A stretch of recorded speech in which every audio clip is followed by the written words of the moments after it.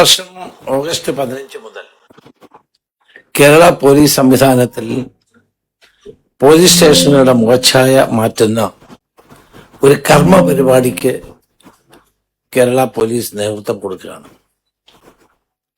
My police station, എന്റെ police station എന്ന പുതിയ പദ്ധതിയാണ് ഞങ്ങൾ ആവിഷ്കരിക്കുന്നത്. കേരള പോലീസ് സംവിധാനത്തെ ജനങ്ങളുടെ സ്വന്തം സംവിധാനമാക്കി മാറ്റുന്ന ഒരു കർമ്മ പരിപാടിക്കാണ് രൂപം കൊടുക്കുന്നത്.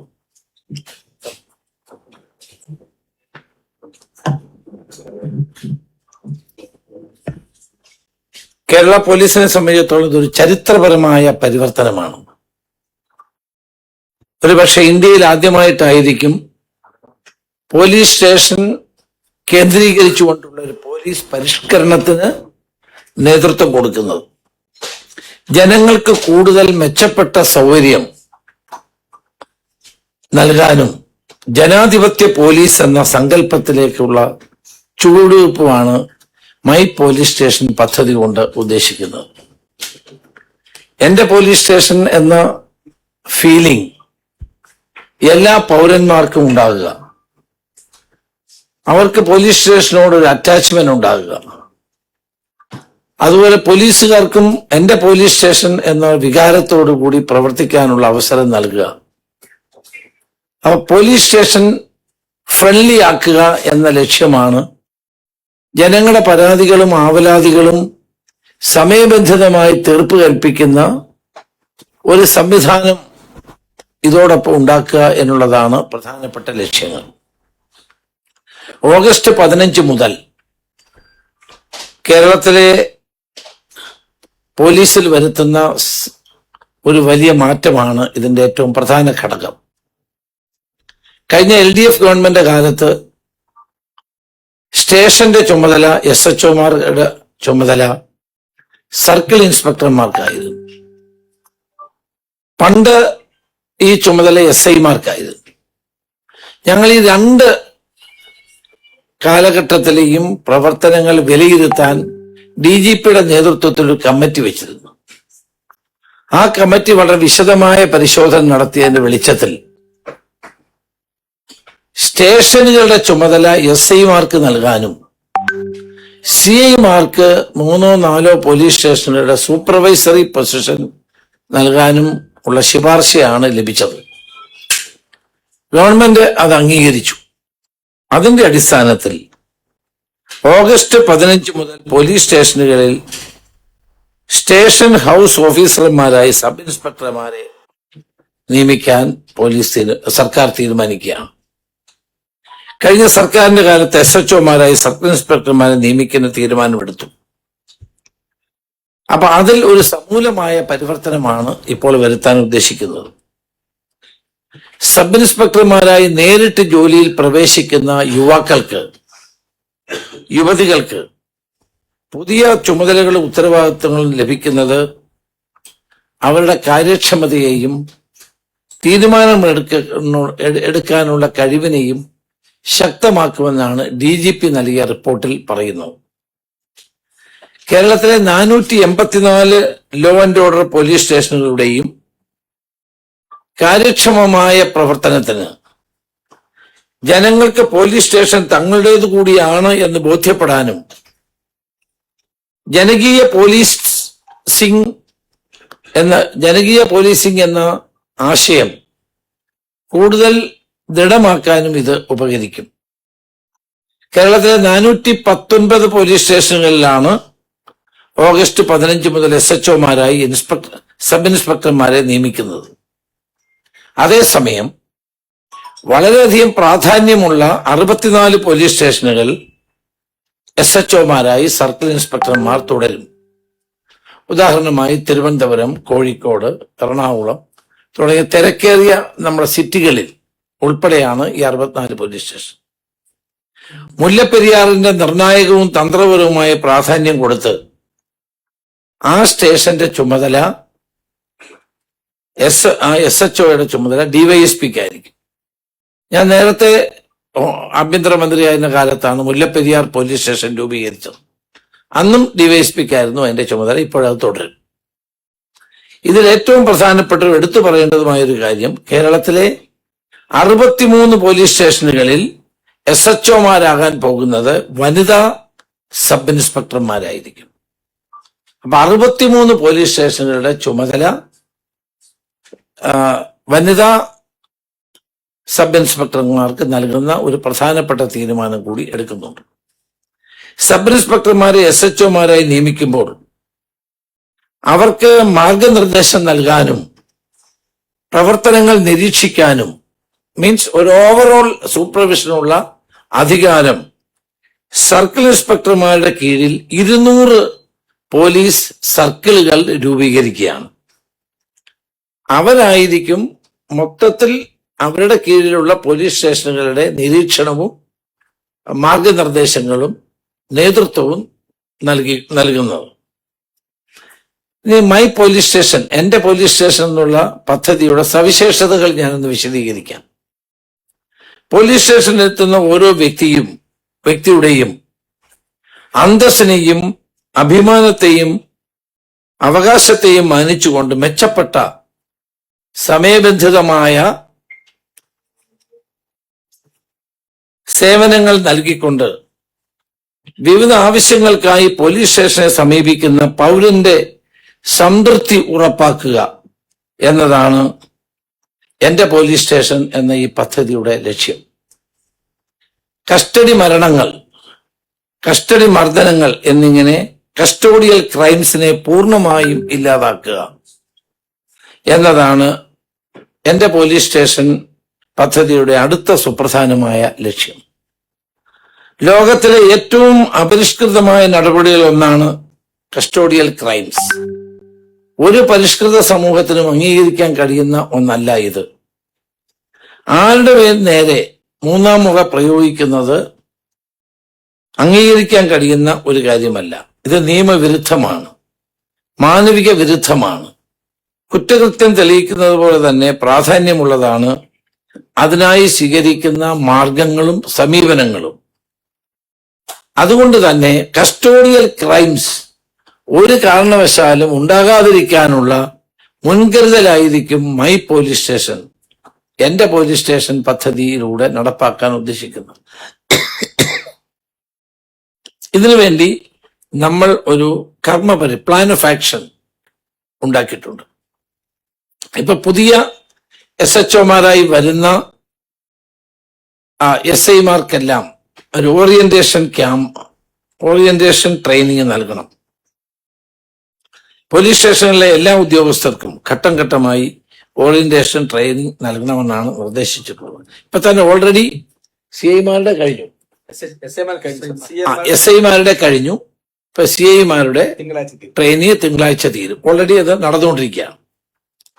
സൂപ്പർവൈസറി ഇൻസ്പെക്ടർമാരുടെയും DVSPമാർക്കും പ്രത്യേക പരിശീലനം നൽകും. സൂപ്പർവൈസറി ഉദ്യോഗസ്ഥർ എന്നത് സർക്കിൾ ഇൻസ്പെക്ടർമാർ മുതൽ മുകളിലോട്ടുള്ളവരാണ്. ഇവരുടെ സജീവമായ ഇടപെടൽ ഉണ്ടെങ്കിൽ മാത്രമേ പോലീസ് സ്റ്റേഷനുകളുടെ പ്രവർത്തനം കാര്യക്ഷമമാക്കാനും സുഗമമാക്കാനും കഴിയൂ. പൗരന്മാരോടും അതോടൊപ്പം തന്നെ തന്നോടൊപ്പം പ്രവർത്തിക്കുന്ന കീഴ് ജീവനക്കാരോടും നല്ല ബന്ധം പുലർത്താൻ സൂപ്പർവൈസറി ഉദ്യോഗസ്ഥന്മാർക്ക് കഴിയണം. അനാവശ്യമായ സമ്മർദ്ദം പലപ്പോഴും ആത്മഹത്യയിലേക്കും സംഘർഷത്തിലേക്കും ഒക്കെ പോലീസുകാരെ നയിക്കുന്നു എന്നുള്ള പരാതികൾ പണ്ട് മുതലേ ഉള്ളതാണ്. ആ അവസ്ഥ ഒഴിവാക്കാൻ കൂടി ഈ ട്രെയിനിങ് സംവിധാനം സഹായിക്കുമെന്നാണ് എന്റെ വിശ്വാസം. സൂപ്പർവൈസറി ഉദ്യോഗസ്ഥന്മാർ സാങ്കേതിക രംഗത്തെ മാറ്റങ്ങൾ പഠിക്കുക, അതാണ് ഏറ്റവും പ്രധാനപ്പെട്ടത്.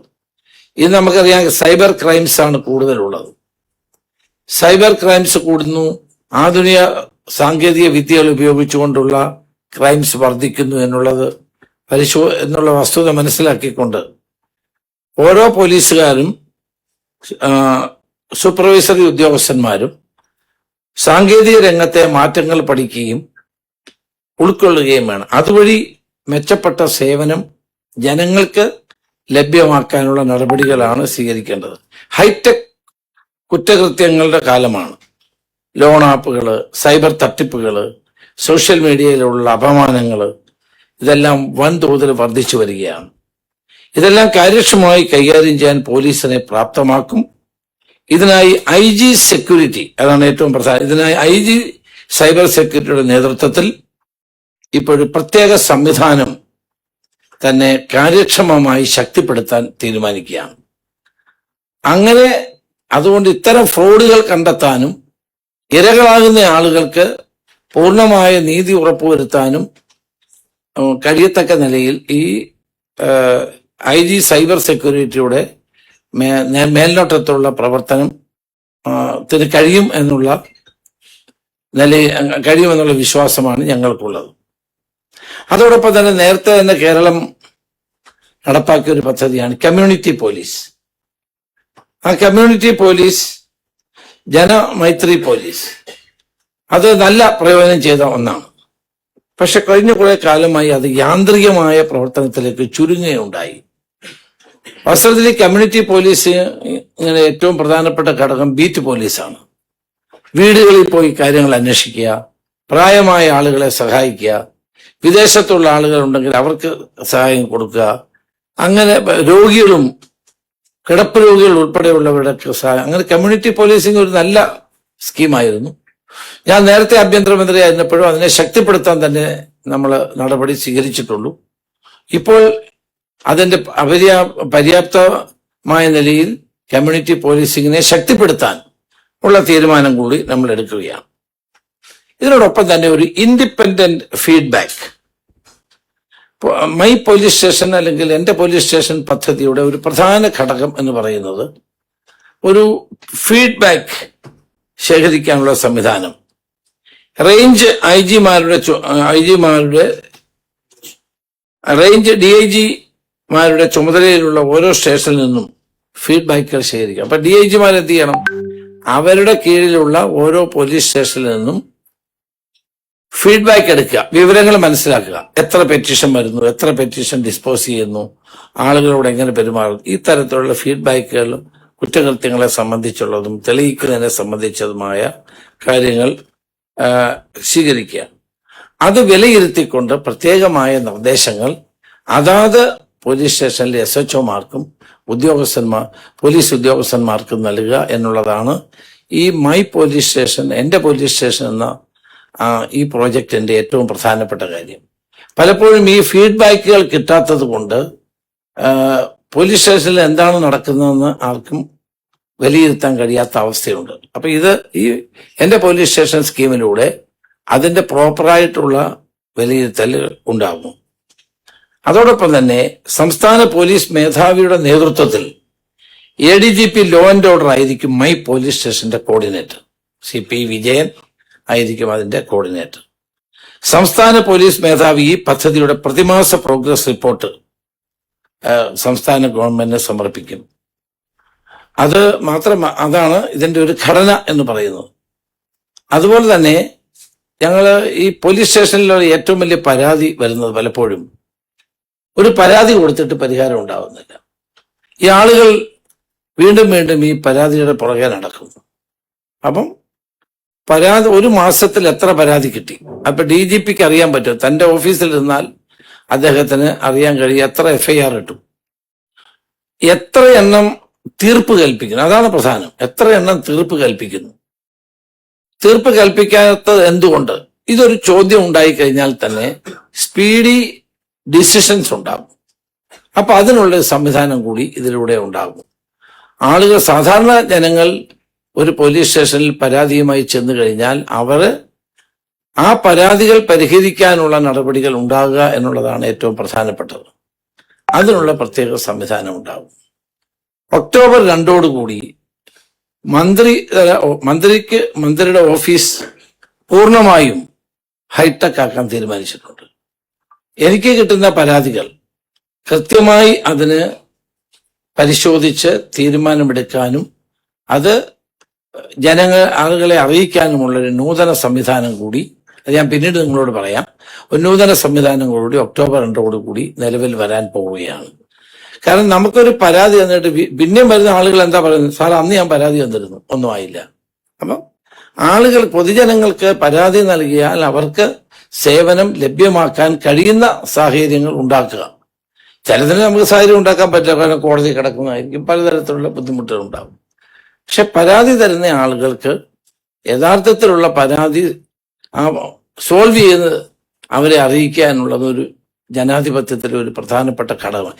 ഗ്രീവൻസസ് റിഡ്രസൽ, അത് പോലീസ് സ്റ്റേഷൻ മുതൽ ആഭ്യന്തരമന്ത്രി വരെയുള്ള ഓഫീസുകളിലെ ഏറ്റവും പ്രധാനപ്പെട്ട ഘടകമായി മൈ പോലീസ് സ്റ്റേഷൻ എന്ന പുതിയ നമ്മുടെ ഈ പ്രോജക്റ്റിൽ ഉൾപ്പെടുന്ന ഒരു കാര്യമാണ്. എങ്കിൽ മാത്രമേ പോലീസ് സ്റ്റേഷനെ പറ്റിയുള്ള പോലീസിലുള്ള ജനങ്ങളുടെ വിശ്വാസം ശരിയാവുകയുള്ളൂ, പോലീസിന്റെ പ്രവർത്തനം കാര്യക്ഷമമാവുകയുള്ളൂ. അതോടൊപ്പം തന്നെ അതിനു വേണ്ടിയിട്ടുള്ള പ്രത്യേക ട്രെയിനിങ് ഇപ്പോൾ നടത്തിക്കൊണ്ടിരിക്കുകയാണ്. ട്രെയിനിങ് അതിനനുസരിച്ചുള്ള ട്രെയിനിങ് ആണ് ഇപ്പോൾ നൽകിക്കൊണ്ടിരിക്കുന്നത്. ഇതിനനുസരിച്ച് ഞങ്ങൾ പോലീസ് ട്രെയിനിങ്ങിലും കാര്യമായ മാറ്റങ്ങൾ വരുത്താൻ ഉള്ള നിർദ്ദേശം DGPക്ക് നൽകിയിട്ടുണ്ട്. അദ്ദേഹം തന്നെ ഇപ്പോൾ ആ സിലബസ് ഉൾപ്പെടെയുള്ള കാര്യങ്ങൾ പരിശോധിച്ചുകൊണ്ടിരിക്കുകയാണ്. ഒരു പോലീസുകാരന് കൊടുക്കേണ്ട ട്രെയിനിങ്ങിനകത്ത് ഇതെല്ലാം ഉൾപ്പെടുത്തി മുന്നോട്ട് പോകേണ്ടതും ആവശ്യമാണ്. അപ്പൊ ഇന്ത്യയിൽ തന്നെ ആദ്യമായിട്ടാണ് പോലീസ് സ്റ്റേഷൻ സെൻട്രിക് റിഫോം എന്ന് പറയുന്നത്. ആ റിഫോമിലൂടെ ജനങ്ങൾക്ക് പരമാവധി സൗകര്യമൊരുക്കി കൊടുക്കുക എന്നുള്ളതാണ് ഞങ്ങളുടെ ലക്ഷ്യം. അതുപോലെ കേരളത്തിൽ 484 പോലീസ് സ്റ്റേഷനുകളും ഇപ്പൊ നവീകരിച്ചുകൊണ്ടിരിക്കുകയാണ്. നിങ്ങൾക്ക് അറിയാൻ പറ്റും, ഓരോ പോലീസ് സ്റ്റേഷനും ഇപ്പോൾ അവിടെ ഉണ്ടായിരുന്ന ചപ്പും ചവറും ഈ വർഷങ്ങളായി കിടക്കുന്ന പഴയ വാഹനങ്ങളും തുരുമ്പും ഇതെല്ലാം മാറ്റി പോലീസ് സ്റ്റേഷൻ പെയിന്റ് ചെയ്ത് വൃത്തിയാക്കി, ജനങ്ങൾ വന്നാൽ അവർക്ക് ഇരിക്കാനുള്ള സൗകര്യം, പരമാവധി സ്ഥലങ്ങളിൽ അവർക്ക് കുടിവെള്ളം ഉൾപ്പെടെയുള്ളത് നൽകാനുള്ള സംവിധാനം, എല്ലാ പോലീസ് സ്റ്റേഷനും ഒരേ കളർ, ഒരേ പെയിന്റ്, ഒരേ രീതി, ഒരേ സംവിധാനം. അപ്പോൾ ഓഗസ്റ്റ് 15 കേരളത്തിലെ എല്ലാ പോലീസ് സ്റ്റേഷനുകളും നവീകരിക്കപ്പെടുകയാണ്. ഒരേ പെയിന്റ് അടിച്ച് ഒരേ സാഹചര്യം ഉണ്ടാക്കി അവിടെ ഉണ്ടായിരുന്ന ഈ തുരുമ്പും പഴയ വാഹനങ്ങളെല്ലാം മാറ്റി വളരെ വൃത്തിയായി സൂക്ഷിക്കാൻ മൈ പോലീസ് സ്റ്റേഷൻ എന്ന് പറയുന്നതിന്റെ ഒരു ഘടകമാണ്. ഇപ്പൊ തന്നെ ബാലരാമപുരത്ത് ജനങ്ങൾ മുന്നോട്ട് വന്ന് CI ഓഫീസ് പണിഞ്ഞു കൊടുക്കുകയാണ്. അപ്പം ഇറ്റ്സ് എ പീപ്പിൾ, ജനങ്ങൾക്ക് ആവശ്യമാണ് പോലീസ് ജനങ്ങളോടൊപ്പമാണ് എന്നുള്ള ആ ഒരു കൺസെപ്റ്റ് മുന്നിൽ വെച്ചുകൊണ്ടാണ് സമഗ്ര പോലീസ് പരിഷ്കരണത്തിന് കേരള ആഭ്യന്തര വകുപ്പ് ഇപ്പോൾ തയ്യാറായിട്ടുള്ളത്. അതുപോലെ തന്നെ കോട്ടയം, ഇടുക്കി, പത്തനംതിട്ട, ആലപ്പുഴ ഈ 4 ജില്ലകളിൽ ഇന്ന് മഴക്കാലത്ത് രൂക്ഷമായ പ്രളയക്കെടുതി ഉണ്ടായ സ്ഥലങ്ങളാണ്. അവിടെ ഇന്ന് പാസിംഗ് ഔട്ട് ഇന്ന് പാസിംഗ് ഔട്ട് ഒന്ന് നടത്തും. നാളെ ഞാൻ പത്തനംതിട്ടയിൽ നടത്തുന്നുണ്ട്. പാസിംഗ് ഔട്ട് കഴിഞ്ഞ പോലീസ് ഉദ്യോഗസ്ഥന്മാരെ ക്ലീനിങ്ങിനും വേണ്ടി നിയോഗിക്കുന്നുണ്ട്. അതുപോലെ തന്നെ ഫയർഫോഴ്സിന്റെ ജീവനക്കാർ ഓൾറെഡി അവിടെ ഉണ്ട്. അവരും ചേർന്ന് പാവപ്പെട്ട ജനങ്ങൾ വീടുകളിൽ പോയി താമസിക്കാൻ പോകുമ്പോൾ അവിടെയെല്ലാം മാലിന്യങ്ങൾ അടിഞ്ഞുകൂടി കിടപ്പുണ്ട്. അത് ക്ലീൻ ചെയ്യാനും ആളുകളെ സഹായിക്കാനും പുതിയ പാസിംഗ് ഔട്ട് നടത്തി പുറത്തു വന്നിട്ടുള്ള പുതിയ പോലീസുകാരെ നിയോഗിക്കാനും ഇന്ന് ഞങ്ങൾ തീരുമാനിച്ചിട്ടുണ്ട്. അപ്പൊ ഈ പദ്ധതി പൂർണ്ണമായും ജനങ്ങൾക്ക് വേണ്ടി ഒരു ജനാധിപത്യ സംവിധാനത്തിൽ കാവലാളായി പോലീസ് പ്രവർത്തിക്കുക എന്ന ലക്ഷ്യത്തോടെയാണ് ഞങ്ങൾ മുന്നോട്ട് വെക്കുന്നത്. അപ്പം ഇതിനാവശ്യമായ ട്രെയിനിങ് നൽകി അവരെ ഇതിനെ എക്വിപ്പ് ചെയ്യുന്ന ഒരു പദ്ധതിയാണ് ഇപ്പോൾ തയ്യാറാക്കിയിട്ടുള്ളത്.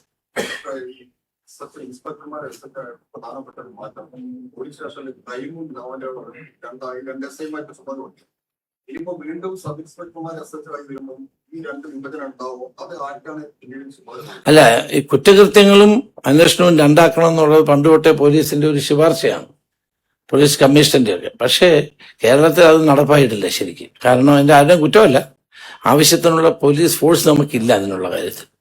അതുകൊണ്ടാണ് ജനസംഖ്യ ആനുപാതികമായി ആവശ്യത്തിനുള്ള പോലീസ് നമുക്കില്ല. ഉണ്ടെങ്കിൽ പോലീസ് കമ്മീഷന്റെ പല ശുപാർശകളിലും ഇത് പറയുന്നുണ്ട്, കുറ്റാന്വേഷണവും ക്രമസമാധാനവും രണ്ടാക്കണം. നല്ല കാര്യമാണ്, പക്ഷെ നമുക്കത് കഴിയാത്ത അവസ്ഥയാണ്. അപ്പം SHO എന്ന് പറയുന്നത് ഇനിയും പോലീസായിരിക്കും, SI ആയിരിക്കും.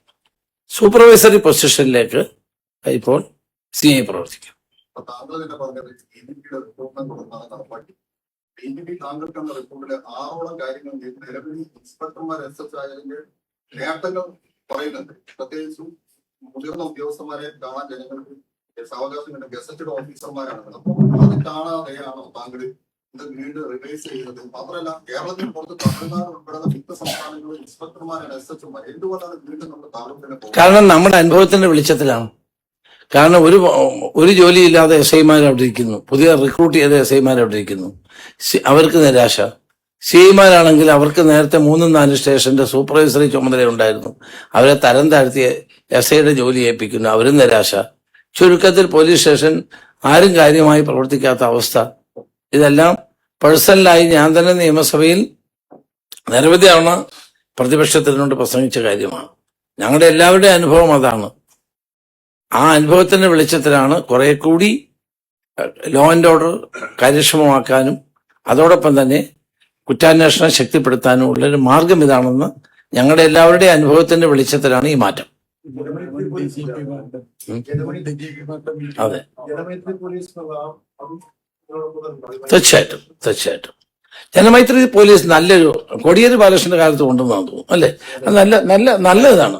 ഞാൻ ആഭ്യന്തരമന്ത്രി ആയപ്പോഴും അത് തുടരുക ചെയ്ത്. നല്ല കാര്യങ്ങൾ നമ്മൾ വേണ്ടാന്ന് വെക്കുന്നത്. അത് ഇടയ്ക്ക് വെച്ച് ഒരു തളർച്ചയുണ്ടായി ജനമൈത്രി പോലീസ്. കാര്യമായ ഒരു പ്രവർത്തനം നടന്നില്ല. പക്ഷെ അത് നടക്കേണ്ടതാണെന്നാണ് ഞങ്ങളുടെ വിലയിരുത്തൽ. നല്ല കാര്യമാണ്, അത് മുന്നോട്ട് കൊണ്ടുപോകും. ജനമൈത്രി പോലീസ് കോടിയേരി ആഭ്യന്തരമന്ത്രിയായിരിക്കുമ്പോൾ അതിന്റെ പ്രധാനപ്പെട്ട ഒരു ഉദ്ദേശം എന്ന് പറയുന്നത് ജനങ്ങൾക്ക് നിർഭയമായി പോലീസ് സ്റ്റേഷനിൽ കടന്നു ചെല്ലുക എന്നുള്ളതായിരുന്നു അതിന്റെ പ്രധാനപ്പെട്ട ഉദ്ദേശം. പക്ഷെ യഥാർത്ഥത്തിൽ ഇപ്പം നമ്മൾക്ക് മൈ പോലീസ് സ്റ്റേഷൻ എന്ന് പറയുന്നത് കേരളത്തിലെ സാധാരണക്കാരനായ ഒരാളിന് ഒരു രാഷ്ട്രീയ നേതാവിന്റെയോ അല്ലെങ്കിൽ മറ്റാരുടെയും റെക്കമെൻഡേഷൻ ഇല്ലാതെ ഒരു പോലീസ് സ്റ്റേഷനിൽ കടന്നു ചെല്ലാനുള്ള സാഹചര്യം ഉണ്ടാക്കുക എന്നുള്ളതാണ് ആഭ്യന്തരമന്ത്രി. അത് ഇതിനകത്ത് തീർച്ചയായിട്ടും അത് തന്നെയാണ്. Very good point. അതാണ് നമ്മുടെ ലക്ഷ്യം. ആരുടെയും ശുപാർശയുടെ ആവശ്യമില്ല. ഏതൊരു പൗരനും സ്വതന്ത്രവും പോലീസ് സ്റ്റേഷനിൽ ചെല്ലാനും അവന്റെ പരാതികൾ പറയാനും അവന്റെ ആവശ്യങ്ങൾ അവതരിപ്പിക്കാനുമുള്ള അവസരം കൊടുക്കുക. അതാണ് ഏറ്റവും പ്രധാനപ്പെട്ടത്. അതാണ് ഇതിന്റെ ലക്ഷ്യം. അത് ഞങ്ങൾ ഉറപ്പാക്കും. എവിടെങ്കിലും ആരും അങ്ങനെ ചെയ്യുന്നില്ലെങ്കിൽ അവരുടെ സ്വാഭാവികമായി വകുപ്പ് തല നടപടി അവരുടെ പേരിൽ ഉണ്ടാവും. ചിലരല്ലേ ഇപ്പൊ നമ്മുടെ സമൂഹത്തിൽ പലതരത്തിലുള്ള ആളുകളുണ്ടല്ലോ, പോലീസിൽ അത്രയും ഉണ്ടാവും. അതിനാണ് ഇവർക്ക് പ്രത്യേക ട്രെയിനിങ് കൊടുക്കുന്നത്. അവരെന്ത് ചെയ്യണം, എന്താണ് അവരുടെ ലക്ഷ്യം, ഈ പദ്ധതിയുടെ ലക്ഷ്യം എന്താണ്, അത് അവർക്ക് ബോധ്യപ്പെടുത്തി കൊടുക്കാനാണ് ഈ ട്രെയിനിങ്. അപ്പൊ അതനുസരിച്ച് അവർ പെരുമാറും എന്നാണ് ഞങ്ങളുടെ വിശ്വാസം. പിന്നെ ആരെങ്കിലും അങ്ങനെ ചെയ്യുന്നില്ലെങ്കിൽ അവർ they have to face the music. അതിനാണ് മുൻ മുഖ്യമന്ത്രി പറഞ്ഞുകൊടുത്ത കാര്യം ഭയങ്കരമായ രാഷ്ട്രീയ സ്വാധീനം പോലീസ് ഫോഴ്സിൽ ഉണ്ടാവുന്നുണ്ട്. പലരും രാഷ്ട്രീയ താല്പര്യങ്ങളോടുകൂടി പ്രവർത്തിക്കുന്നു, രാഷ്ട്രീയപരമായി പ്രവർത്തിക്കുന്നു. അത്തരം കാര്യങ്ങളെ തടയിടാൻ എന്താണ് നടപടി ഉണ്ടാകുന്നത്? അതായത് പൊളിറ്റിസൈസേഷൻ ഓഫ് പോലീസ്. ഒരു കാര്യം ഞാൻ പറയാം.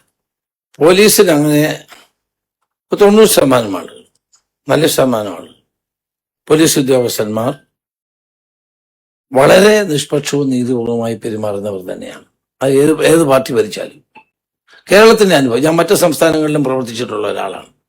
മറ്റു സംസ്ഥാനങ്ങളിൽ നിന്ന് വ്യത്യസ്തമാണ്. ഇപ്പൊ ഏത് ഗവൺമെന്റ് ഭരിക്കുന്നു നോക്കി നിയമവും നീതിയും നടപ്പാക്കുന്ന സ്ഥലം വളരെ കുറവാണ് ഇവിടെ.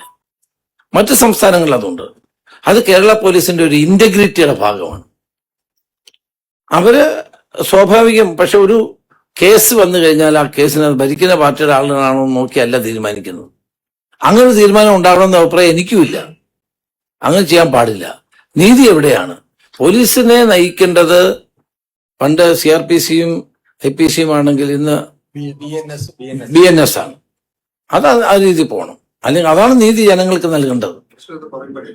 കേരളത്തിലെ പോലീസ് അസോസിയേഷൻ 3 പോലീസ് സംഘടനയായി 2ആക്കി മാറ്റി. ഒരു സംഘടന പക്ഷെ അങ്ങനെ ഒരു സംവിധാനം സ്വീകരിക്കുമ്പോൾ ഈ പോലീസ് സംഘടന നേതാക്കന്മാരെ കുറിച്ച് ചർച്ച പോലും നടത്തിയില്ല എന്നുള്ള പരാതി. ഇപ്പൊ കോടതി അത് ആഭ്യന്തര വകുപ്പ് ഉത്തരവ് കോടതി സ്റ്റേ ചെയ്തിരിക്കണേ. അപ്പം നിങ്ങൾ ഈ പറയുന്നത് പോലീസിന്റെ ആത്മാഭിമാനത്തെ കുറിച്ചിട്ട് പറയുന്ന സമയത്ത് പോലീസുകാരുടെ സ്ട്രെസ് ഒഴിവാക്കുന്നൊക്കെ പറയുന്ന കാര്യത്തിൽ പോലീസ് സംഘടന എന്നുള്ളത് വ്യവസ്ഥാപിതമാണ്. ആ സംഘടനയെ ഈ 3 സംഘടന 2ആക്കുമ്പോഴും അവരുടെ അംഗത്വത്തിൽ മാറ്റം വരുത്തുമ്പോൾ നിലവിലുള്ള ഒരു സംഘടനയുടെ ഉദ്യോഗസ്ഥന്മാരുടെ ഭാരവാഹികളെ കുറിച്ച് ചർച്ച പോലും നടത്താൻ തയ്യാറാണ് ആഭ്യന്തര വകുപ്പ് നേരിട്ടു. അത് ശരിക്കും അനീതിയല്ലേ? അത് പോലീസ് ഇത് കേസ് കോടതി കിടക്കുന്ന കേസാണ്. ഞാനത് പരാമർശിക്കുന്ന സബ് ജുഡീസ് ആയതുകൊണ്ട് ഞാൻ പരാമർശിക്കുന്നില്ല. കോടതി മുമ്പാകെ ആഭ്യന്തര വകുപ്പ് എന്തുകൊണ്ട് ഇന്ന് നടപടി സ്വീകരിച്ചു, എന്താണ് അതിന്റെ കാരണം എന്നുള്ള വിശദീകരിച്ചിട്ടുണ്ട്. ഇനിയും വിശദീകരിക്കും. പ്രധാനപ്പെട്ട കാര്യം നിലവിലുള്ള സ്റ്റേഷൻ എടുക്കാൻ തലസ്ഥാനത്ത് സ്റ്റേഷൻ എടുത്തത് സ്റ്റേഷനിലോട്ട് സാംസങ് സ്പെൻഡിന്റെ അനുവദിക്കപ്പെട്ട സ്പെൻഡിന്റെ അത്ര പോലും ആളില്ല എന്നാണ് പ്രശ്നം. കുറെ ആൾക്കാർ വർക്കിംഗ് അറേഞ്ച്മെന്റ് പോകും, കുറെ ആൾക്കാർ ഈ പദ്ധതിയുടെ ഭാഗമായി കോടതി ഡ്യൂട്ടി പോകും. ഈ സംവിധാനം കൊണ്ടുവരുമ്പോഴും ഇത്രയുള്ള സ്ട്രെങ്ത് വെച്ചിന്റെ കാര്യങ്ങൾ ഇപ്പൊ 1200 പേര് ഇപ്പൊ തന്നെ വീണ്ടും നമ്മൾ പരിശീലനം കൊടുത്തിറങ്ങിയിട്ടുണ്ട്. അത് 700ഓളം പേര് 900 പേര് നമ്മൾ ലോക്കൽ പരിഷത്ത്. എന്നാലും പറഞ്ഞത് ശരിയാണ്. ജനസംഖ്യാനുപാതികമായി നോക്കുമ്പോൾ നമ്മുടെ പോലീസ് സേനയുടെ അംഗബലം കുറവാണ്. നമുക്ക് കുറെ കൂടി പോലീസ് ആവശ്യമാണ്. കാരണം പഴയ പോലെ അല്ലല്ലോ പോലീസ്. ഇപ്പൊ എല്ലാ രംഗത്തും കാര്യക്ഷമതയോടുകൂടി പ്രവർത്തിക്കേണ്ട ഒരു കാലഘട്ടമാണ്. പറഞ്ഞത് ശരിയാണ്. പോലീസ് സേനയിലെ അംഗത്വം കൂട്ടാൻ ആളുകളുടെ പോലീസ് വിമന്റെ അംഗത്വം കൂട്ടാനുള്ള ശ്രമം ഞങ്ങൾ നടത്തും. ഈ സ്റ്റേഷനുകളിലെ പോലീസ് ഇൻസ്പെക്ടർ കുറയപ്പെടും, ക്യാമ്പുകളിൽ ഒരുപാട് പോലീസുകാരെ ഇങ്ങനെ കോടതി വെച്ചിട്ടുണ്ട്. അപ്പൊ അല്ല, അതിന് പ്രത്യേകത ഉണ്ട്. എല്ലാവരെയും വിടാൻ പറ്റില്ലല്ലോ.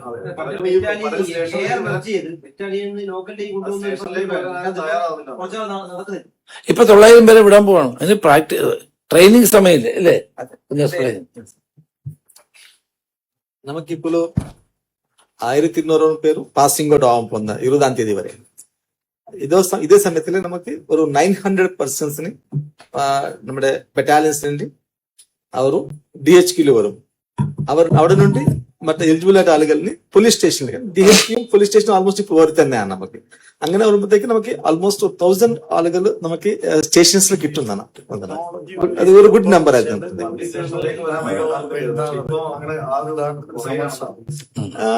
അത് മേബി അതിന്റെ ചില ആളുകൾ മാത്രമേ പൊതുവെ ആളുകൾ അവരുടെ ഓപ്ഷൻ ബേസിസിലാണ് നമ്മൾ ട്രാൻസ്ഫർ കൊടുക്കുന്നതാണ്. അതൊക്കെ DHQ അത് പ്രോസസ് ഉണ്ട്. ബറ്റാലിയൻ ടു DHQ నుండి പോലീസ് സ്റ്റേഷൻസിലേക്കാണ്. അങ്ങനെ ഒരു 1000 പേര് വരാൻ പോകും നമുക്ക്. മാത്രമല്ല ഇപ്പൊ കുറെ ടെക്നോളജി മാറിയോടുകൂടി സമൻസ് സർവ് ചെയ്യുക അതൊക്കെ നമുക്ക് ഇപ്പം ഓൺലൈനിലൂടെ ഒക്കെ ചെയ്യാൻ പറ്റും. കുറെ സർവീസുകൾ നമുക്ക് ഓൺലൈനിലൂടെ അല്ലാതെയൊക്കെ ചെയ്യാൻ പറ്റുന്നുണ്ട്. ഇതൊന്ന് കഴിഞ്ഞിട്ടത് പോലീസിന്റെ ഫ്രണ്ട്ലി ആവണമെന്ന് പറയുന്ന ഘട്ടത്തില് ഈ അർജുനായിനെ പോലുള്ള ആളുകൾ പോലീസിനെ വെല്ലുവിളിക്കുക, ധൈര്യം പിടിക്കണം. അപ്പൊ ഈ ഗുണ്ടകളൊക്കെ കൈകാര്യം ചെയ്യുന്നതിൽ എങ്ങനെയായിരിക്കും? അല്ല, അങ്ങനെ ഗുണ്ടകളെ കൈകാര്യം ചെയ്യാൻ ശക്തമായ നടപടി എടുത്തുകൊണ്ടാണ് പോലീസ് മുന്നോട്ട് പോകുന്നത്. അങ്ങനെ എന്നാ ധൈര്യം ഉണ്ട് എന്നെ പിടിച്ചോളാൻ പറയുന്നവരെ നിങ്ങൾ നോക്കിയാൽ മതി. ഇനി എന്താ വരാൻ പോകുന്നു? എല്ലാ മേഖലകളിലും സ്ത്രീ പ്രാതിനിധ്യം അല്ലെ 50% റിസർവേഷൻ സംസാരിക്കുന്നുണ്ട്. പക്ഷെ പോലീസ് ഫോഴ്സിൽ എന്തെങ്കിലും നമുക്ക് പ്രതീക്ഷിക്കാമോ? ഏത്? ഈ 50% അതിന്റെ സ്ത്രീകളുടെ എണ്ണം കൂട്ടാനുള്ള നടപടി തന്നെയാണ് നമുക്കുള്ളത്. നമുക്കത് ഇപ്പൊ തന്നെ 63 പോലീസ് സ്റ്റേഷനുകളില് SHOമാരായിട്ട് നമ്മൾ സ്ത്രീകളെയാണ് നിയമിക്കുന്നത്. അല്ല, അത് നോക്കിട്ട് ഈ നേരത്തെ ഈ SHOമാരായിട്ട് CAമാരൊക്കെ IGമാർക്ക് DIGമാർക്ക്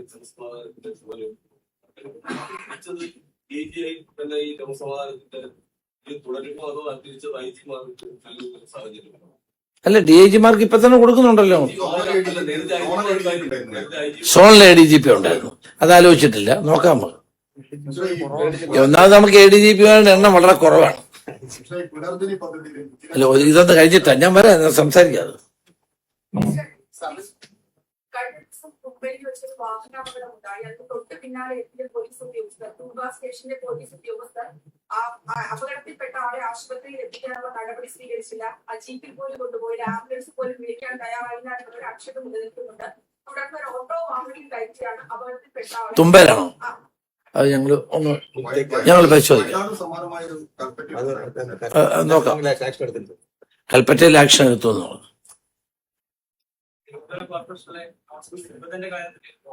അപ്പൊ ഇത് കഴിഞ്ഞോ? ഇത് മൈ പോലീസ് സ്റ്റേഷൻ എന്നുള്ളത്. അപ്പൊ നിങ്ങൾ എല്ലാവരും ഇതിനെ സഹായിക്കണം. മൈ പോലീസ് സ്റ്റേഷൻ ഞങ്ങളുടെ കുറ്റം പറയുന്നതോടൊപ്പം തന്നെ നല്ല കാര്യം കൂടെ പറയണം. കേരളത്തിൽ എല്ലാ പോലീസ് സ്റ്റേഷനും ഒരേ പെയിന്റ് അടിക്കുന്നു, എല്ലാ ആക്രി സാധനങ്ങളും മുഴുവൻ മാറ്റുന്നു, പോലീസിൽ പുതിയൊരു ഉന്മേഷം വരുന്നു. ആ കാര്യങ്ങളൂടെ ഒന്ന് പറയണം.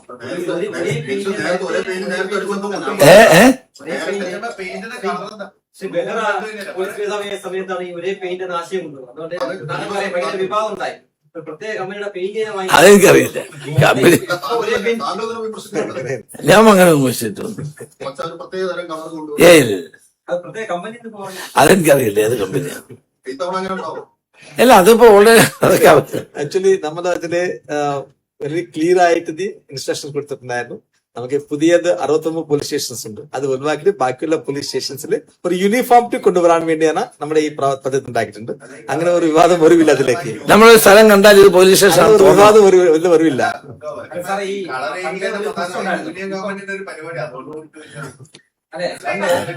രണ്ട് പ്രശ്നം ഉണ്ടായത്. ഒന്ന്, ഈ എല്ലാ സ്റ്റേഷനിലും ഒരേ കളർ. പിന്നെ ഈ പറയുന്ന യൂണിഫോം തന്നെ പല കാക്കിയാണ്. അതിനെ ഒരുപോലെ കൊണ്ടുവരാൻ വേണ്ടി നോക്കി. അപ്പോഴാണ് പ്രശ്നം വന്നത്. പ്രത്യേക കമ്പനികൾക്ക് മാത്രമായിരിക്കും ഒരേ കളർ കൊടുക്കുക. ഞങ്ങൾ യൂണിഫോം ആക്കാൻ തീരുമാനിച്ചില്ല. അല്ലെ ഞാൻ പറഞ്ഞത് അല്ല ഇതിന്റെ സാർ ഈ കാര്യത്തില് സാർ പോലീസ് സ്റ്റേഷൻസിന്റെ സ്പുറിസിംഗ് അപ്പ് ചെയ്യുമ്പോഴും അവിടുത്തെ അതിന് അതാത് സ്റ്റേഷൻസിൽ മാത്രം നടക്കുന്നതാണ്. ആ ജില്ലാ SP മാരുടെ നേതൃത്വത്തില് അങ്ങനെ ഒരു താങ്കൾ സൂചിപ്പിക്കുന്ന പ്രകാരം നടക്കുന്നില്ല. ജില്ലാ സൂപ്രണ്ട് DPC മാരുടെ നേതൃത്വത്തില് അവരുടെ പോലീസ് സ്റ്റേഷൻസിന്റെ ഉദ്യോഗസ്ഥർ കൂടി ഉൾപ്പെട്ട് ചെയ്യുന്നതാണ്. അതുകൊണ്ട് അങ്ങനെ ഒരു അപവാദമല്ല വരില്ല. ഇപ്പം പോലീസിലെ സ്റ്റേഷനുകൾ ആളില്ലാത്തൊരു കാര്യം. പിന്നെ സർക്കിൾ വരുമ്പോൾ ഏതാണ്ട് ശരാശരി റൈറ്റർമാർ ഉൾപ്പെടെ ഒരു 10ഓളം പോലീസുകാരും സർക്കിൾ ഓഫീസിലേക്ക് മാറും. അപ്പൊ വീണ്ടും പോലീസ് സ്റ്റേഷനിൽ ആളുകൾ കുറയും. അല്ലെ നമുക്ക് പോലീസ് സ്റ്റേഷനിലെ വേക്കൻസി ഇല്ല. നമുക്ക് ഉള്ള അംഗഭംഗം നമുക്ക് സാങ്ഷന്റെ സ്ട്രെങ്ത് പ്രകാരം ആളുകൾ നമുക്കുണ്ട്. പക്ഷെ സാറ് സൂചിച്ച പ്രകാരം അത് ആവശ്യത്തിൽ ഇല്ല മാത്രമാണ്. അതിന്റെ നമുക്ക് നേരത്തെ ഉള്ളപ്പോൾ കൂടെ സർക്കിൾ റൈറ്റേഴ്സ് എല്ലാം സ്റ്റേഷനിലെ ഭാഗം തന്നെ അതിന്റെ ആവശ്യമുള്ള നമുക്ക് പ്രൊപ്പോർഷനായിട്ട് മെറ്റാൽ അലാട്ട് ചെയ്തിട്ടുണ്ടല്ലേ. പുനർജനി പദ്ധതി അതിൽ വിജിലൻസിന്റെ റിപ്പോർട്ടിന്റെ അടിസ്ഥാനത്തിലാണ്, പോലീസ് ഡയറക്ടർ റിപ്പോർട്ടിന്റെ അടിസ്ഥാനത്തിലാണ് ആ കേസ് എഴുതിത്തന്നെ താങ്കൾ പറഞ്ഞിരിക്കുകയാണ്. അത് നേരത്തെ വിജിലൻസ് ഡയറക്ടർ തന്നെ നേരത്തെ കഴിഞ്ഞ ഗവൺമെന്റിന് റിപ്പോർട്ടുണ്ട്. ആ റിപ്പോർട്ടിനകത്ത് കേന്ദ്ര ഏജൻസികൾ അന്വേഷിക്കണമെന്ന് ആവശ്യപ്പെട്ടു. അപ്പൊ ആ റിപ്പോർട്ട് തന്നെയാണ് വീണ്ടും വന്നത്. അതെല്ലാം വേറെ റിപ്പോർട്ടാണ്. അങ്ങനെയാണെങ്കിൽ ഏത് ഉദ്യോഗസ്ഥനാണെങ്കിൽ അത് വീണ്ടും അന്വേഷിച്ചത്. ശരി, ഇതിനകത്തൊരു കാര്യം വളരെ വ്യക്തമാണ്.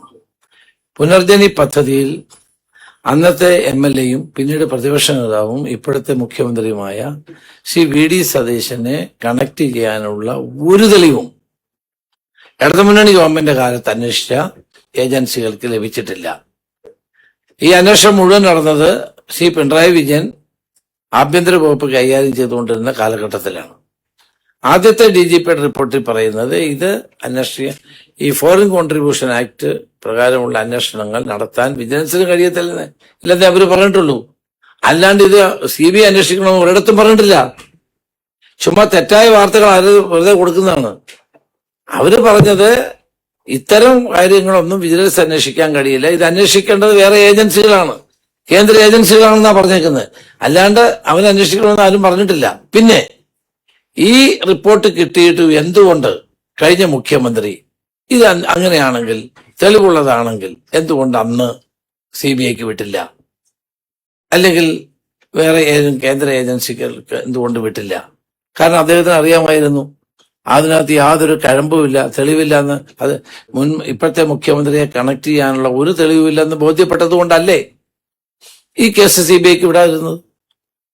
ഇപ്പൊ ഞങ്ങൾ പരിശോധിച്ച് എന്റെ മുമ്പിൽ വന്ന ഫയലിൽ ശ്രീ VD സതീശനെ കണക്ട് ചെയ്യാനുള്ള ഒരു തെളിവുമില്ല എന്നെഴുതി വന്ന് ഈ കേസ്, അതുകൊണ്ടാണ് ഈ കേസ് ക്ലോസ് ചെയ്തത്. ഒരു തെളിവുമില്ല എന്ന് ഇടതുമുന്നണിക്ക് ബോധ്യപ്പെട്ടുകൊണ്ടാണ് അവരും ഒന്ന് ഫർദർ ആക്ഷൻ എടുക്കാതിരുന്നത്. അത്രേ ഉള്ളത്. എന്റെ ചോദ്യം അതല്ല. താങ്കൾ ഇത് മനസ്സിലാവാത്ത ഒറ്റ വ്യക്തിയേ ഉള്ളൂ. ഒരു മിനിറ്റ്, ഗോവിന്ദൻ മാസ്റ്റർക്ക് മാത്രമേ ഇത് മനസ്സിലാവാതുള്ളൂ. കഴിഞ്ഞ വാർത്താ സമ്മേളനത്തിൽ താങ്കൾ പറഞ്ഞു പിണറായി വിജയൻ പോലും ഒരു അക്ഷരം വേണ്ടിയിട്ടില്ല ഇതിനെപ്പറ്റി. വിജിലൻസ് ഡയറക്ടറുടെ ഉത്തരവിന്റെ അടിസ്ഥാനത്തിൽ അദ്ദേഹത്തിന്റെ റിപ്പോർട്ടിന്റെ അതെ, അടിസ്ഥാനത്തിൽ അത് നേരത്തെ ഉണ്ടായിരുന്ന റിപ്പോർട്ടാണോ അല്ലെങ്കിൽ രണ്ടാമതൊന്നാണ് വിജിലൻസ് ഡയറക്ടർ വേറെ ഏതെങ്കിലും ഉദ്യോഗസ്ഥനെ കൊണ്ട് അതിൽ ഫർദർ അന്വേഷണം നടത്തിച്ചിട്ടാണോ റിപ്പോർട്ട്? അല്ല, ആ ഫയൽ അതിനകത്ത് ആ ഫയലുള്ള കാര്യമാണ് ഞാൻ പറഞ്ഞത്. തെളിവില്ല എന്ന് ഇപ്പോഴത്തെ വിജിലൻസ് ഡയറക്ടർ അല്ലേ എനിക്ക് ഫയൽ അയക്കുന്നത്, അല്ലാണ്ട് പഴയ ഡയറക്ടറാണോ? ഇപ്പോഴത്തെ വിജിലൻസ് ഡയറക്ടർ പഴയ വിജിലൻസ് ഡയറക്ടർ പറഞ്ഞ കാര്യം കൂടി ചേർത്തുള്ള ഫയലാണ് അയച്ചത്. എന്തുകൊണ്ട് പഴയ മുഖ്യമന്ത്രി ഇതിനെപ്പറ്റി മിണ്ടാത്തത്? ആ സംശയമുള്ള ഗോവിന്ദ മാസ്റ്റർക്കേ ഉള്ളൂ. അദ്ദേഹത്തിന് ഇപ്പൊ ഇത്തിരി സംശയം കൂടുതലാ തെരഞ്ഞെടുപ്പിൽ തോറ്റതിന് ശേഷം.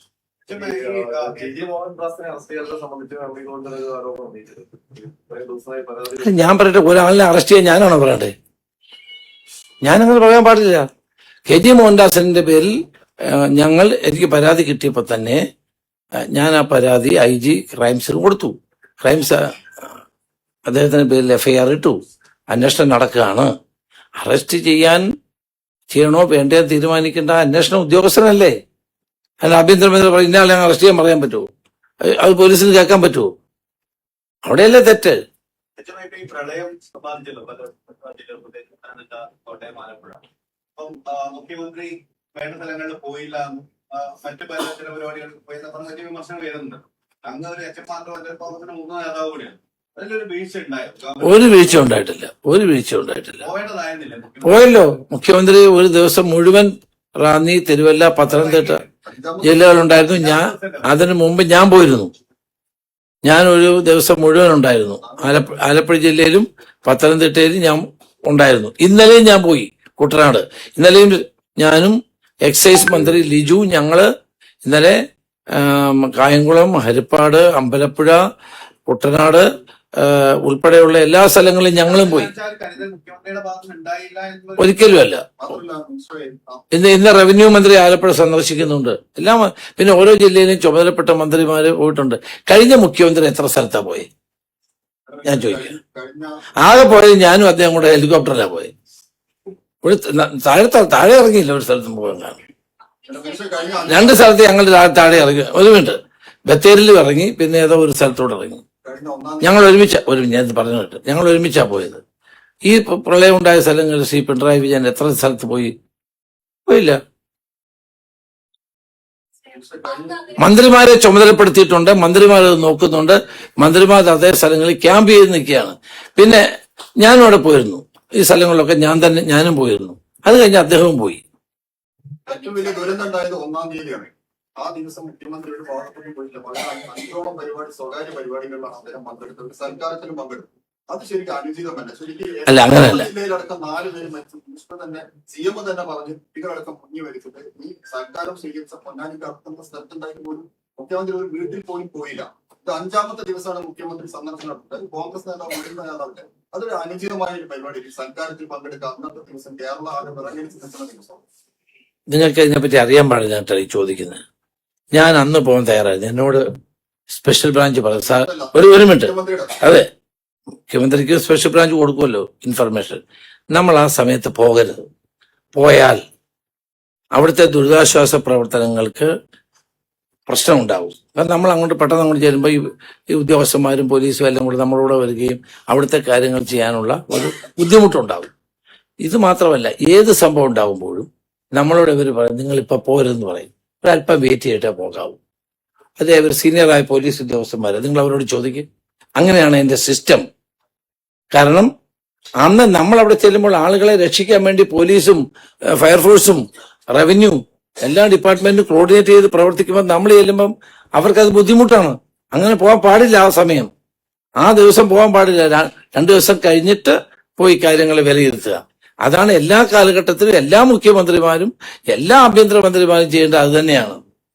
നമ്മളവിടെ നിങ്ങളിത് അറിയാൻ പാടില്ലാത്തതുകൊണ്ട് അങ്ങനെ ഇവരുടെ അഡ്വൈസ് എല്ലാം അങ്ങനെയാണ് ഞങ്ങൾക്ക് വരുന്നത്. അങ്ങനെ പാടുള്ളൂ. ആ സമയത്ത് ആളുകളെ വോട്ടിൽ കൊണ്ടുവരിക, അവിടുന്ന് കൊണ്ടുവരിക, രക്ഷപ്പെടുത്തി കൊണ്ടുവരിക, എല്ലാ സഹായങ്ങളും നൽകുക. അതാണോ പ്രധാനം? അതോ ഞങ്ങൾ ചെല്ലുമ്പോൾ ഞങ്ങളുടെ കൂടെ വരികയാണോ പ്രധാനം? അതുകൊണ്ട് എപ്പോഴും അവർ ഞങ്ങളെ അഡ്വൈസ് ചെയ്യും. നിങ്ങളിപ്പോ പോകരുത്, 2 ദിവസം കഴിഞ്ഞേ പോകാവൂ. അതാണ് അതിന്റെ അഡ്വൈസ്.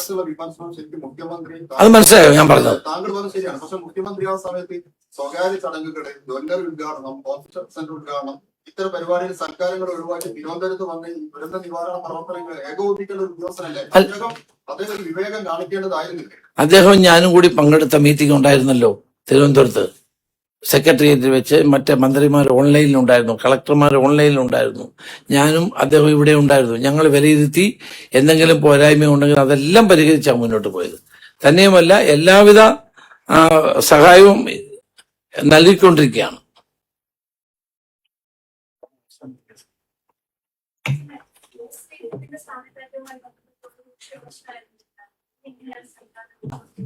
നമ്മൾ ഒരു കാര്യം മനസ്സിലാക്കേണ്ടത്, ഞാൻ കോടതിക്ക് മറുപടി പറയാനൊന്നുമില്ല, നിങ്ങളെല്ലാം ഒന്ന് കേൾക്കണം. IPS IAS ഓഫീസർമാരുടെ സീനിയോറിറ്റി ലിസ്റ്റ് തയ്യാറാക്കുന്നത് എല്ലാ വർഷവും ഒക്ടോബർ നവംബറിലാണ്. കാരണം ചില ആളുകൾ രാജിവെച്ച് പോവും, ചില ആളുകൾ ചിലപ്പോൾ അപകടത്തിൽ മരിക്കും, ചില ആളുകൾ റിട്ടയർ ചെയ്യും. ആ സമയത്ത് ഇന്ത്യയിലുള്ള എല്ലാ സ്റ്റേറ്റ് ഗവൺമെന്റുകളും സ്ക്രീനിങ് കമ്മിറ്റി കൂടി അവർ ആ ലിസ്റ്റ് തയ്യാറാക്കും സീനിയോറിറ്റി അടിസ്ഥാനത്തിൽ. ആ ലിസ്റ്റ് ക്യാബിനറ്റിൽ പോകും. ക്യാബിനറ്റ് പോയി കഴിഞ്ഞ് മുഖ്യമന്ത്രി ഒപ്പിട്ട് ആ ലിസ്റ്റ് ഫൈനലൈസ് ചെയ്യും. ശ്രീ പിണറായി വിജയൻ മുഖ്യമന്ത്രിയായിരുന്ന കാലത്ത് കഴിഞ്ഞ ഒക്ടോബർ നവംബർ മാസത്തിൽ കേരളത്തിലെ IPS ഉദ്യോഗസ്ഥന്മാരുടെ സീനിയോറിറ്റി ലിസ്റ്റ് പ്രസിദ്ധീകരിച്ചിരുന്നു.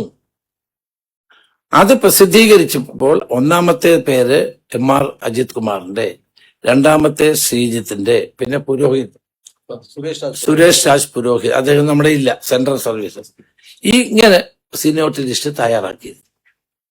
അന്ന് എവരുടെയൊന്നും പേരിൽ ഒരു കേസോ കാര്യങ്ങളോ ഇല്ലായിരുന്നു. 3 കാരണങ്ങൾ കൊണ്ടേ ഒരാളുടെ സീനിയോറിറ്റി ലംഘിക്കാൻ പറ്റുള്ളൂ, അല്ലെങ്കിൽ പ്രൊമോഷൻ കൊടുക്കാതിരിക്കാൻ പറ്റുള്ളൂ. ഒന്ന്, അദ്ദേഹത്തിന്റെ പേരിൽ സസ്പെൻഷൻ ഉണ്ടാകണം. 2, വകുപ്പ് തല നടപടിയും മെമ്മോയും കൊടുത്തിരിക്കണം. 3, അദ്ദേഹത്തിന്റെ പേരിൽ ക്രിമിനൽ കേസോ ഉണ്ടാകണം, കുറ്റപത്രം സമർപ്പിച്ചിരിക്കണം. ഈ 3 കാരണത്തിന്റെ പേരിൽ മാത്രമേ ഒരു IPS ഉദ്യോഗസ്ഥന് സ്ഥാനക്കയറ്റം കൊടുക്കാതിരിക്കാൻ പറ്റുള്ളൂ. MR അജിത് കുമാറിന്റെ പേരിൽ അങ്ങനെ ഒരു സസ്പെൻഷൻ നിലനിന്നത് കൊണ്ടാണ് അദ്ദേഹത്തിന് സീനിയോറിറ്റി പ്രകാരം പ്രൊമോഷൻ കൊടുക്കാൻ കഴിയാതെ വന്നത്. രണ്ടാമത്തേത് ശ്രീജിത്തിന്റെ പേരാണ്. അദ്ദേഹത്തിന്റെ പേരിൽ ഒരു കേസോ ഈ പറഞ്ഞ 3 കാരണങ്ങളോ അദ്ദേഹത്തിന്റെ പേരിൽ ഇല്ലാത്തത് കൊണ്ടാണ് ഹോം ഡിപ്പാർട്ട്മെന്റ് സ്വാഭാവികമാണ്, ഞാൻ കണ്ടുപോലുമില്ല, ഞാൻ കണ്ട കാര്യമില്ല. കാരണം കേന്ദ്ര സെൻട്രൽ സർവീസ് മുഖ്യമന്ത്രിയുടെ കയ്യിലാണ്. ചീഫ് സെക്രട്ടറി ആ ലിസ്റ്റ്, പിണറായി വിജയൻ ഒപ്പിട്ട ലിസ്റ്റ് ഓൾറെഡി നിലവിലുള്ളത് കൊണ്ട് അടുത്തയാളുടെ പേര് ശുപാർശ ചെയ്യുന്നു. ശ്രീജിത്തിന്റെ പേരിൽ ഒരു കേസില്ല, സസ്പെൻഷൻ ഇല്ല, അദ്ദേഹത്തിന് വകുപ്പ് തല നടപടിയില്ല, മെമ്മോ കൊടുത്തിട്ടില്ല. അദ്ദേഹം അങ്ങനെ DGP ആവും. ഒരു കോടതിയിൽ കേസ് നാളെ വരുമെന്ന് പറഞ്ഞുകൊണ്ട് ഒരു ഉദ്യോഗസ്ഥനും ജീവിതത്തിൽ കിട്ടുന്ന ഒരു കാര്യമാണ് പ്രൊമോഷൻ. ആ പ്രൊമോഷൻ തടയാൻ നമുക്ക് കഴിയില്ല. കാരണം സിവിൽ സർവീസ് റൂൾസ് അതാണ്. ഇതാണ് അതിന്റെ സംഭവം. ഇത് പലർക്കും അറിയാൻ പാടില്ലാത്തത് കൊണ്ടാണ് ഞാൻ പല പത്രലേഖകർ എന്നോട് ചോദിച്ചപ്പോൾ ഞാനിത് പറഞ്ഞ് കൊടുത്തിട്ടുണ്ട്. ഇതാണ് എന്റെ സംഭവം. അല്ലാണ്ട് ഞങ്ങൾ ആരെയും അൺഡ്യൂവായി സഹായിക്കാനോ എതിർക്കാനോ മുന്നോട്ട് വന്നിട്ടില്ല. ധൃതിയല്ല, അത് ഇറ്റ്സ് ഓട്ടോമാറ്റിക്. ആ വേക്കൻസി വന്നു, അവർ ചീഫ് സെക്രട്ടറി എഴുതി കൊടുത്ത് വരും, അത് ഓട്ടോമാറ്റിക് ആണ്. ആരുടെ കാര്യമാണേലും കോടതിയിൽ ചിലപ്പോൾ പോയ വക്കീൽ ഇത് എക്സ്പ്ലെയിൻ ചെയ്ത് കാണത്തില്ല, അതുകൊണ്ടായിരിക്കും കോടതി അങ്ങനെ പറയുന്നത്. രാജ്മോഹൻ ഉണ്ണിത്താനിന്റെ പരാതി ഞാൻ കാസർഗോഡ് ചെന്നപ്പോൾ തന്നു. അത് IG പ്രകാശന് സൈബർ ക്രൈംസ് അന്വേഷിക്കാൻ കൊടുത്തു. ഓഗസ്റ്റ് മാസത്തില്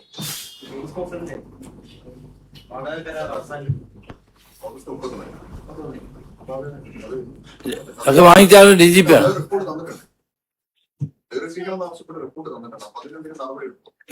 എടുത്താൽ നിങ്ങളെ അറിയിക്കത്തില്ലേ?